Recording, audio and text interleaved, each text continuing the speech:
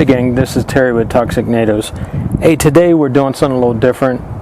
I'm out here reviewing the Bernhardt Field Diver. Wow. I'm out on a hike in a park up by my house. It's called Ute Valley Park. I think it's about 200 acres, gorgeous park. But I used to enjoy coming here with my dogs. They're no longer with us. They passed away last year. So I still come out on my own.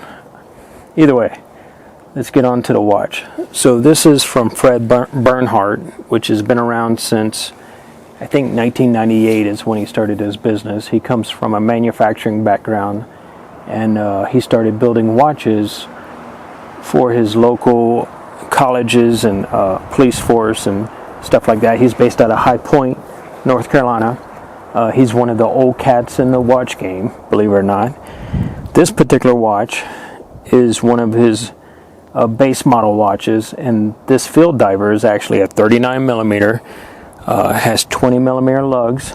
It's 12 millimeters thick, and I think like the lug is 46 millimeters. I forgot my calipers, so please bear with me. Has a sweet green dial on it. I wasn't sure what it looked like in person, but I have to say I really like it.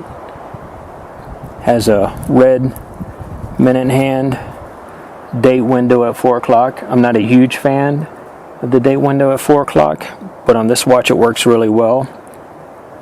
There is no lume at the 12 o'clock pip on this bezel, and I think the reason why is because it's a Field Diver, but I might be wrong on that. Has a screw down crown, 200 meter water resistance. I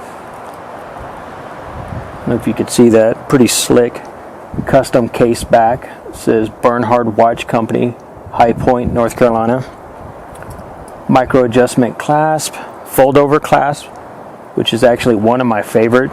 They're pretty much foolproof, and they're not as big. Most clasp, a lot of new watches that have the adjustment to them are really long, and they tend to cover a wrist quite a bit, especially if you have a wrist under 7 inches thick. So I like the smaller fold over clasp. Has 4 micro adjustment holes. It does not use screws for the bracelet. It uses push pins. I actually like them because they do not come out unless you make them come out. Screws you have to check every so often. The bezel operation on this watch is really nice and tight. Should break in with time.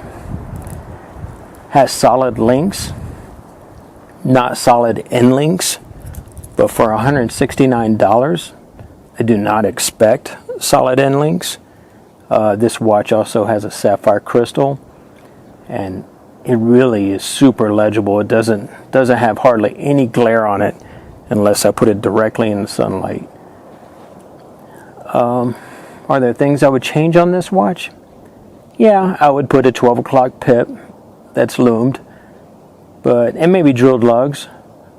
But by that time, you're actually increasing the price point on the watch. So then you have to decide whether or not it's worth the extra price for those little nitpicks. The watch comes in this travel case. It's made for one watch. I think you need a bulldozer to crush a watch inside this case. Trying to think what else I could cover on this watch. It's just so simple and so nice. And Fred Bernhardt actually has a watchmaker that works for him also.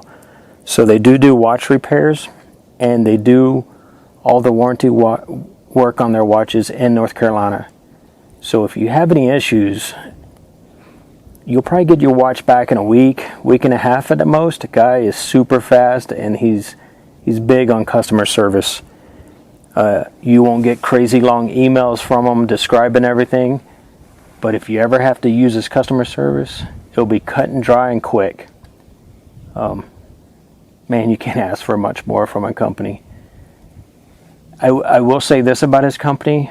He's a very humble person, so he does not brag online about all the donations he does for his local events around town. Fred gives away a lot, and he gives to his community a lot. But If you got a second, check them out. Might have something you like.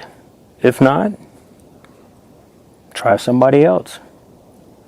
Hey, thanks for hanging in with me, guys, and let me give you a quick scan to show you where we're at.